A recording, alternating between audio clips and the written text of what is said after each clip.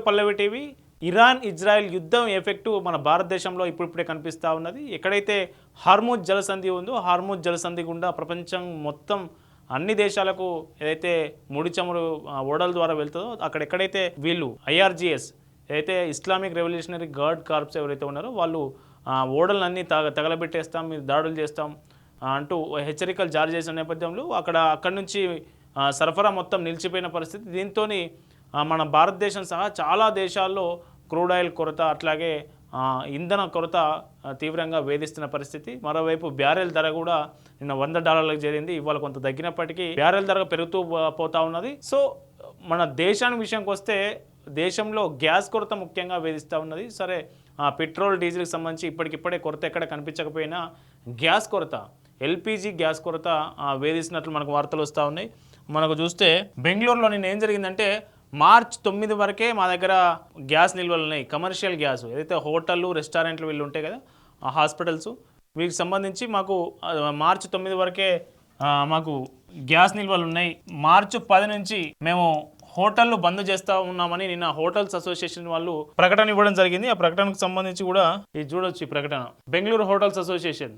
So ఈ hotels మూసివేస్తున్నట్లు తాత్కాలికంగా gas కొరత కారణంగా ఎసెన్షియల్ సర్వీస్ అయినటువంటి గ్యాస్ కొరత కారణంగా మూసివేస్తున్నట్టు ప్రకటించాయి. సో ఇది బెంగళూరు విషయానికి వస్తే ముంబైలో కూడా సేమ్ సిచ్యువేషన్ నడుస్తూ ఉంది. వాణిజ్య సిలిండర్లు ఏదైతే కమర్షియల్ సిలిండర్లు ఉంటాయో కమర్షియల్ సిలిండర్ల కొరత వేధిస్తూ ఉన్నది. సో ఇక్కడ కూడా ముంబైలో కూడా hotels restaurants association of western India ఇది ఒక సంఘం ప్రకటించింది. రెండు రోజుల్లో 50% హోటళ్ళు మూసేయబోతున్నామని ప్రకటించింది. మనకు hotels and restaurants and association of western India hotels restaurant association ప్రకటన రిలీజ్ చేసింది. 2 రోజుల్లో మా దగ్గర ఉన్నటువంటి గ్యాస్ నిల్వలు డిస్ట్రిబ్యూటర్ల నుంచి వచ్చే మాకు కమర్షియల్ గ్యాసులు ఆగిపోతున్న నేపథ్యంలో 2 రోజుల్లో దాదాపు 50% ముంబైలో హోటళ్ళు మూసివేసే పరిస్థితి నెలకొందని ఆందోళన వ్యక్తం చేసిన పరిస్థితి. చెన్నైలో కూడా అట్లే ఉంది.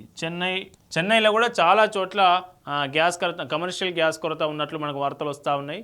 ఇటు బెంగళూరు, ముంబై, చెన్నై, మహారాష్ట్రలో కూడా చాలా సిటీలో చిన్న పూణే కావచ్చు, నాగ్పూర్ కావచ్చు, ఇట్లాంటి సిటీల్లో కూడా కమర్షియల్ గ్యాస్ కొరత వేధిస్తున్నట్లు మనకు వార్తలు వస్తూ ఉన్నాయి. కమర్షియల్ గ్యాస్ కొరత ఎందుకు వచ్చింది, ఏంటి, దీని మీద ప్రభుత్వం ఏం చేయబోతున్న దాని మీద కూడా ఈరోజు కొంచెం చర్చ జరిగింది. ప్రధానమంత్రి మోదీ, విదేశాంగ మంత్రి జయశంకర్, అట్లాగే పెట్రోలియం శాఖ మంత్రి హర్దీప్ సింగ్ పూరి వీళ్ళు ముగ్గురు నేతృత్వంలో ఒక రివ్యూ మీటింగ్ జరిగింది. రివ్యూ మీటింగ్లో ఏం నిర్ణయం తీసుకున్నారంటే ఇప్పుడున్నటువంటి గ్యాస్ ఏదైతే ఉందో గ్యాస్ ఉత్పత్తిని 10% పెంచాలి.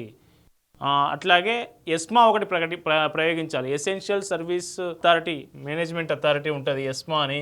ఫస్ట్ ఈ రివ్యూ మీటింగ్లో ఏమి నిర్ణయం తీసుకున్నారంటే 10% ఎల్పిజి ఉత్పత్తిని పెంచాలి. ఓకే. సెకండ్ నిర్ణయం వచ్చేసి ESMA essential service management authority act. ఈ యాక్ట్ని అమల్లోకి తీసుకొస్తే ఏమవుతుందంటే ఎవరి దగ్గర నిల్వలు ఉన్నా కానీ వాటిని డిస్ట్రిబ్యూట్ చేసే వరకు అవసరాన్ని బట్టి డిస్ట్రిబ్యూట్ చేసే అవకాశం ఉంటుంది. అట్లాగే బ్లాక్ మార్కెట్ను అరికట్టవచ్చు. ఎవరు ఎక్కువ నిల్వ చేసుకోకుండా, ఇప్పుడు మామూలుగా కంపెనీలు, డిస్ట్రిబ్యూషన్ కంపెనీలు వాళ్ళ దగ్గర ఎక్కువ నిల్వ పెట్టుకొని కృత్రిమంగా బ్లాక్ మార్కెట్ దందా చేసే ప్రయత్నాలు చేస్తారు. కాబట్టి ఇట్లాంటి సందర్భాల్లో ఎస్మా యాక్ట్ను అమల్లోకి తీసుకురావాలని నిర్ణయం తీసుకుంది. సో దీనికి సంబంధించి ఫస్ట్ డొమెస్టిక్ అవసరాలు తీరిన తర్వాతనే కమర్షియల్ అవసరాలకు గ్యాస్ సరఫరాను అందించాలనే వీళ్ళు ముగ్గురు మీటింగ్ తర్వాత నిర్ణయం తీసుకోవడం జరిగింది. ఈ 3 అంశాలు ఈరోజు కేబినెట్ సమావేశంలో కూడా దీనికి సంబంధించినటువంటి ఈ 3 అంశాలు ఖచ్చితంగా పకడ్బందీగా అమలు చేయాలని మోదీ నేతృత్వంలో ఈరోజు జరిగినటువంటి కేంద్ర కేబినెట్ సమావేశంలో కూడా దీనికి సంబంధించి చర్చ జరిగింది. సో అసలు మనకు గ్యాస్ ఎట్లా వస్తుంది, ఎల్పిజి ఎన్ని రకాలుగా ఉత్పత్తి అవుతుంది మనకు అంటే, సో ఎల్పిజి మనకు 2 రకాలుగా వస్తుంది. ఒకటి క్రూడ్ ఆయిల్ ఎక్కడి నుంచి రావాలి? క్రూడ్ ఆయిల్ మనం ఇటు గల్ఫ్ కంట్రీస్ నుంచి తీసుకుంటాం, అట్లాగే రష్యా నుంచి తీసుకుంటాం. సో క్రూడ్ ఆయిల్ వచ్చిన తర్వాత రిఫైనరీలకు పోతుంది. ఇది రిఫైనరీలోకి వెళ్తుంది. ఈ రిఫైనరీలకి వెళ్ళిన తర్వాత దాదాపు 40% మనకు ఎల్పిజి ఈ క్రూడ్ ఆయిల్ నుంచి మనము రిఫైన్ చేసిన తర్వాత 40% ఎల్పిజి మనకు వస్తూ ఉంటే మన దేశానికి సరిపడా, మిగతా 60% న్యాచురల్ గ్యాస్ ద్వారా ప్రొడ్యూస్ చేస్తూ ఉన్నారు. న్యాచురల్ గ్యాస్లో ఉన్నటువంటి బ్యూటేను అట్లాగే మీథేను. న్యాచురల్ గ్యాస్ ద్వారా 60%. ఇందులో ఏమేమి ఉంటుందంటే బ్యూటేన్ ఉంటుంది, అట్లాగే ప్రోపేన్ ఉంటుంది. కొంత శాతం హైడ్రోకార్బన్స్ కూడా ఉంటాయి. సో 60% న్యాచురల్ గ్యాస్ ద్వారానే మనకు ఎల్పిజి ప్రొడ్యూస్ అవుతూ ఉంటుంది మన దేశంలో. సో న్యాచురల్ గ్యాస్ సహజ వాయువులు ఎవరెవరి దగ్గర ఉన్నాయంటే ఐఓసిఎల్, అట్లాగే రిలయన్స్, అట్లాగే ఇండియన్ ఆయిల్ కార్పొరేషన్. సో ఇవన్నీ ఉన్నాయి కదా, వాటిలలో ఈ ఉత్పత్తిని 10% పెంచడం వల్ల మనకి ఇక్కడ కొరత పడ్డది, ఇక్కడ బ్లాక్ అయింది.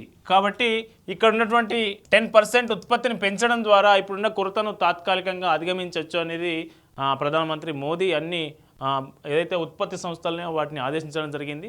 సో దీనికి సంబంధించి ఇప్పటికిప్పుడే మన దగ్గర కొరత రాకపోవచ్చు. కొరత లాంటి పరిస్థితి ఎవరైనా కృత్రిమంగా కొరత సృష్టించే ప్రయత్నం చేసినా అని ఎవరు నమ్మొద్దు. ఖచ్చితంగా దేశంలో ఎక్కడ కొంత కమర్షియల్ మనకి ఇబ్బంది ఏర్పడినప్పటికీ కూడా మనకు డొమెస్టిక్ సంబంధించి గృహ వినియోగానికి సంబంధించి గ్యాస్ కొరత ఉత్పన్నమయ్యే ప్రశ్న లేదు. దీనికి సంబంధించి కేంద్రం ఈ అంశాలను నిశ్చితంగా పరిశీలిస్తూ ఉన్నది.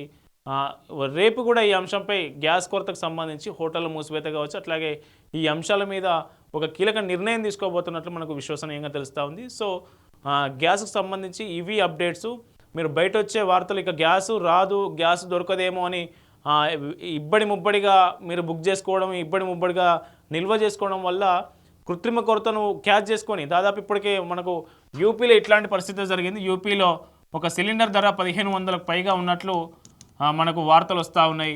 ఎందుకంటే భయంతోనే ఎక్కువ కొని పెట్టుకునే పరిస్థితి ఉంటుంది చాలామంది. ఇప్పుడు కరోనా టైంలో మనకు రెమ్డెసివిర్ వ్యాక్సిన్ దొరకట్లేదు అంటే ఇంకెక్కువ దాన్ని కొనిపెట్టుకున్నారు, దాన్ని బ్లాక్ మార్కెట్ దందా చేశారు. సో గ్యాస్ దగ్గర కూడా కమర్షియల్ దానికి కొంత పంపిణీలో కమర్షియల్ నిషేధం అని గవర్నమెంట్ ఇప్పటికి కూడా ప్రకటించలే. కమర్షియల్ గ్యాస్ ఏదైతే ఉందో దాన్ని ఆపేసినామని గవర్నమెంట్ ఎక్కడ ప్రకటించలే.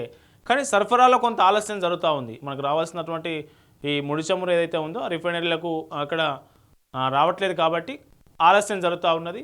సో ఈ డొమెస్టిక్ వాటికి మాత్రం ఫస్ట్ ప్రయారిటీ కింద డొమెస్టిక్ సరఫరా చేస్తూ ఉన్నారు. మీరు అనవసరంగా ప్యానిక్ అయ్యి ఎక్కువ సిలిండర్లు బుక్ చేసుకుని ఎక్కువ సిలిండర్లు ఇంట్లో నిల్వ చేసుకునే ప్రయత్నాలు చేయొద్దనేది గవర్నమెంట్ నుంచి వస్తున్నటువంటి సూచనలుగా చెప్పవచ్చు.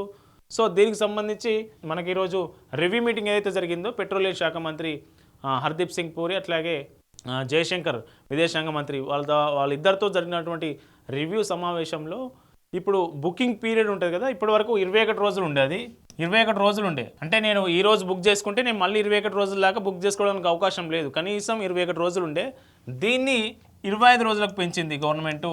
4 రోజులు పీరియడ్ను కొంత పెంచింది. ఎందుకంటే ఈ కొరత ఉన్న నేపథ్యంలో దీన్ని అందరికీ అడ్జస్ట్ చేయాలి కాబట్టి ఒక 4 days డ్యూరేషన్ పెంచినట్లు మనకు సమీక్ష సమావేశంలో ఒక నిర్ణయం అయితే జరిగింది. సో ఇది మొత్తానికి గ్యాస్కి సంబంధించి ఎవరు ఆందోళన చెందాల్సిన అవసరం లేదు, అధైర్యపడాల్సిన పని లేదు. సరే కమర్షియల్ కొంత ప్రాబ్లం ఉన్నా డొమెస్టిక్ వరకు ఎట్లాంటి సమస్య లేదనేది ప్రభుత్వం నుంచి మనకు అందుతున్నటువంటి వార్తగా చెప్పవచ్చు. ఈ అంశంపై మీరు మీ దగ్గర గ్యాస్ ధర ఎట్లా ఉంది, గ్యాస్ బ్లాక్ మార్కెట్ దందా జరుగుతుందా, ఏం జరుగుతుంది, ఇట్లాంటి అన్ని విషయాలు కామెంట్ రూపంలో తెలియజేయండి. దాని మీద మనం కూడా స్టోరీ చేద్దాం.